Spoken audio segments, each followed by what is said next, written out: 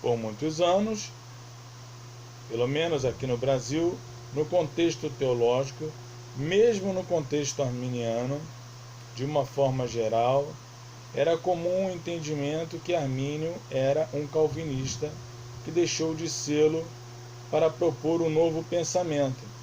Mais explicitamente, era crido que Armínio advogava o que viria a ser a tulipe, que são os 5 pontos do calvinismo, sendo que depois Armínio deixou de crer nela. Contudo, Karl Barnes nos informa que Armínio provavelmente nunca concordou com o pensamento predestinista calvinista.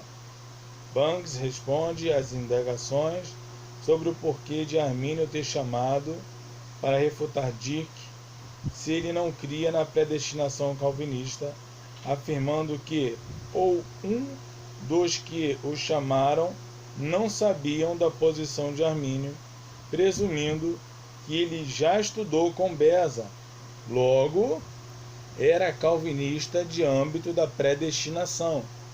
E outra possibilidade que Barnes vê como certo é o fato dos calvinistas opositores de Armínio o colocarem em uma situação embaraçosa para acusar Armínio de ser essencialmente humanista, como Dirck, e adepto de um pensamento destoante da Igreja Reformada. Essa corroboração, a nova perspectiva sobre Armínio, que aliás este é um termo explicitado e divulgado por eles, Kate Staglin e Thomas McCall concordam com Karl Barnes, que Armínio nunca foi calvinista. Os três afirmam, no tempo de Armínio, já havia vários teólogos não deterministas que criam na futura tulipe, mas Armínio era calvinista, só negava a questão da predestinação determinista. Barnes realça isso com ampla documentação no seu livro. Até agora, a nova perspectiva tende a encontrar em Armínio um teólogo que era simplesmente um teólogo calvinista ou reformado que alterou uma doutrina. Apesar de a teologia de Armínio ter nascido da teologia reformada e ser tão semelhante a ela, a ponto dele ter permanecido dentro da Igreja Reformada holandesa durante o período da sua vida, a nova perspectiva mostra que sua teologia, em mais maneiras do que uma só, segue uma trajetória diferente da teologia determinista de seus oponentes reformados, como Calvino. Então, embora fosse calvinista, ele discordava da teologia determinista de Calvino. E aí você tem a visão de eleição, tá, de Armínio na Bíblia de Estudo Pentecostal. A visão de eleição de Armínio diz: a escolha por Deus daqueles que creem em Cristo é uma doutrina importante. Refere-se à escolha feita por Deus em Cristo de um povo para si mesmo, a fim de que sejam santos e inculpáveis diante dele.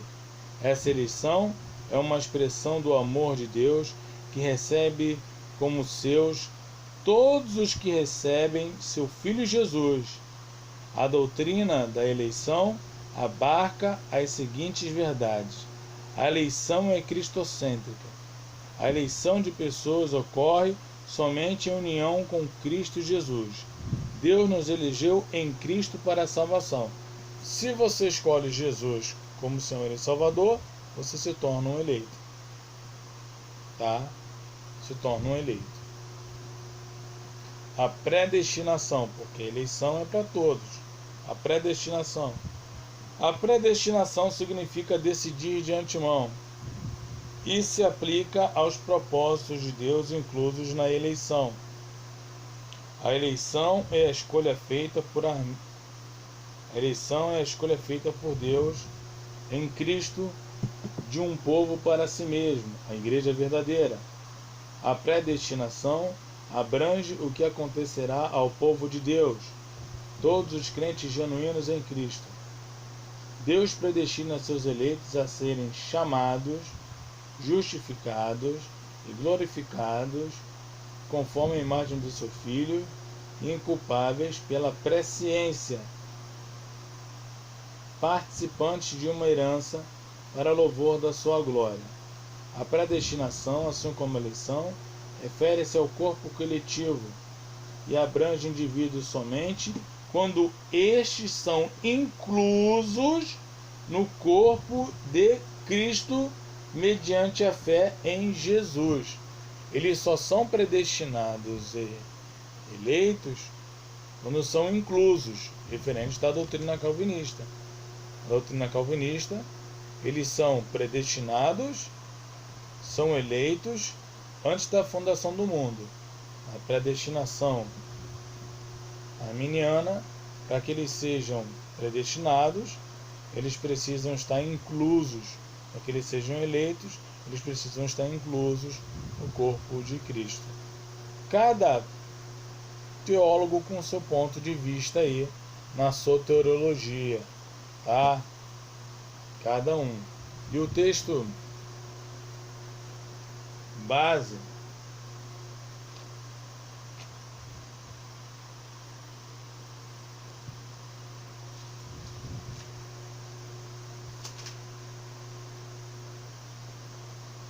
dos arminianos é João 3,16.